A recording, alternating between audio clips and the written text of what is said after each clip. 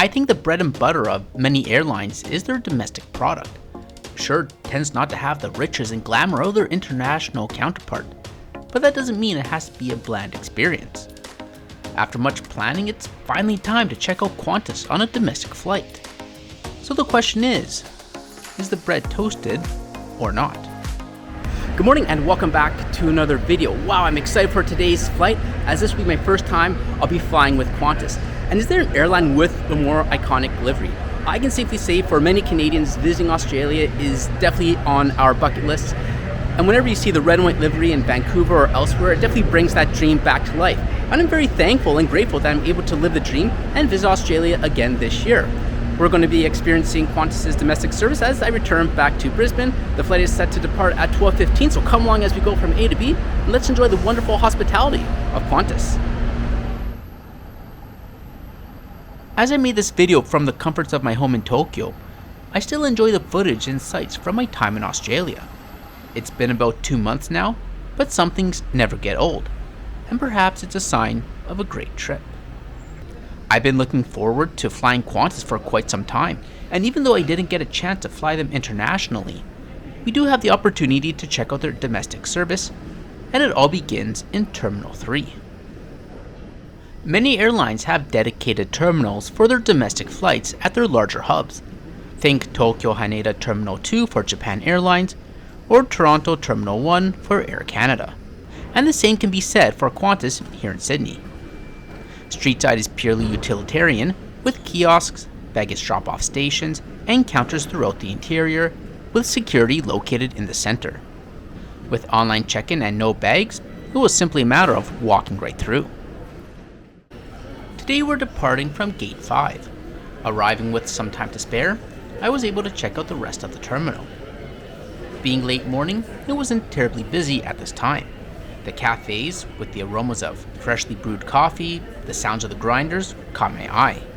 And the sandwiches and wraps look pretty good, don't they? I was still content from my breakfast earlier, so it was only window shopping for me. Other than the coffee joints, there are a few other establishments in which to catch a meal. Back at my gate, it was time to board, and I'll take the moment, while the line really isn't moving, to welcome you viewers to the channel and invite you to subscribe for continued travel and aviation related content, where you can see what WestJet has in store for their domestic flights, an airline which code shares with Qantas.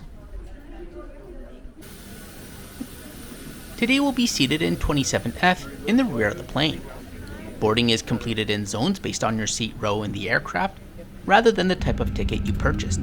It was the first time I experienced this boarding procedure, and it appeared to work well, and soon enough, we were on our way.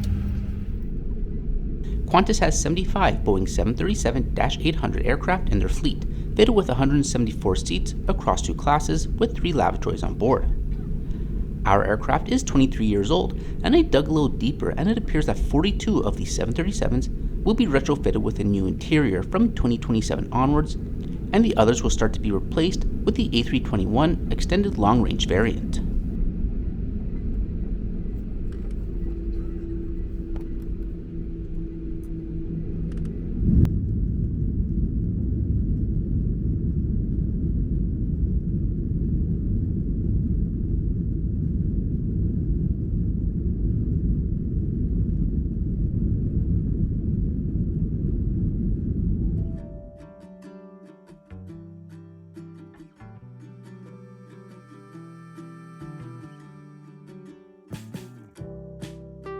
Qantas's 737 economy cabin is laid out in your standard 3-3 seating configuration over 27 rows with a fairly nondescript interior. The black fabric covered seats also provide an adjustable headrest. The seats are pretty comfortable. I tend to prefer these older seats compared to some of the newer slim design seats now installed on many airlines, and it's a step up from the budget airline world. The armrest has an audio control, perhaps from the initial IFE system installed on the plane, which presumably didn't work anymore, not that I tried. Turning towards the seat back, you'll find a small adjustable display, which is of little use as we'll find out in a few moments. To the right of that is a USB charging port. Working our way down, you have the tray table and the seat pocket, which contains Qantas's in-flight magazine and safety card. Seat pitch is advertised as 30 inches, and as you can see, it provides sufficient space for an economy seat. And there's also a power outlet under you as well. And above you have access to the reading light and air control. Overall, the seat and space were comfortable for the regional flight, though the aircraft, being 20 plus years old, is tired and dated, missing that bright freshness that newer cabins provide, understandably. What once was new technology is now outdated, and general wear and tear on this particular plane is evident. It's easy to understand why Qantas already has plans to modernize their single-aisle fleet in the not-too-distant future.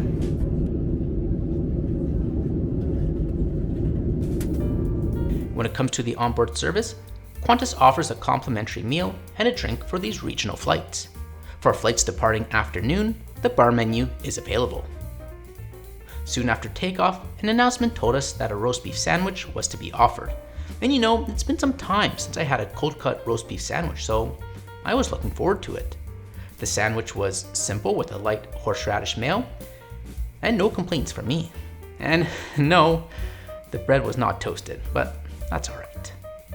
To accompany the sandwich, I enjoyed a Stone and Wood Pacific Ale out of Byron Bay, a nice crisp beer to enjoy with the sights. All there is to do is sit back and relax.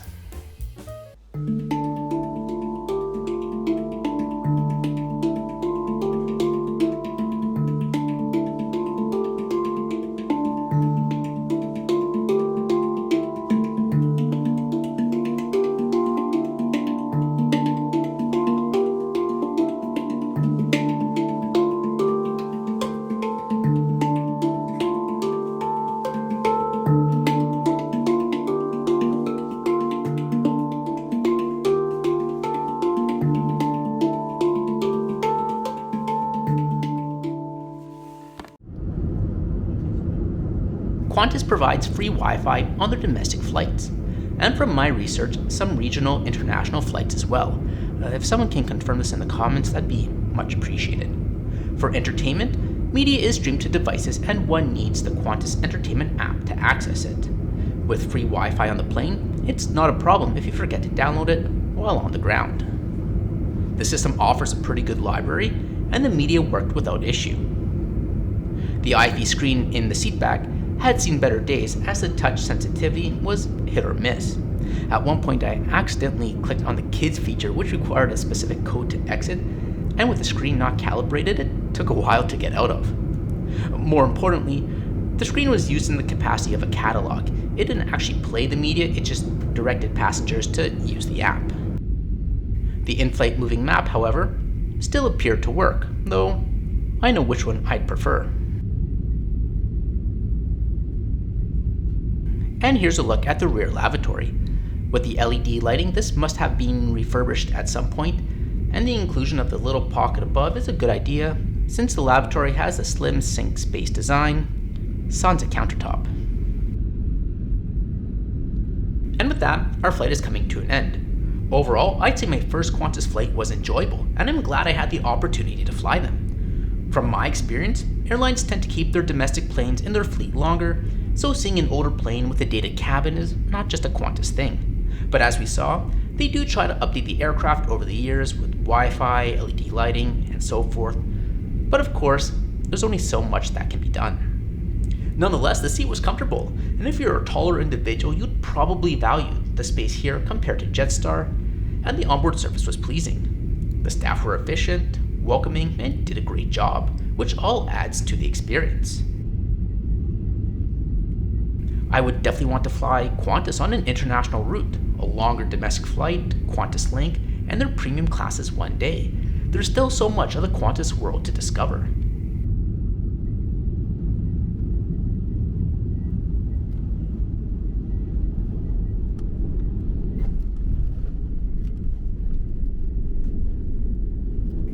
The cost of this one-way ticket from Sydney to Brisbane came out to $200 Australian dollars.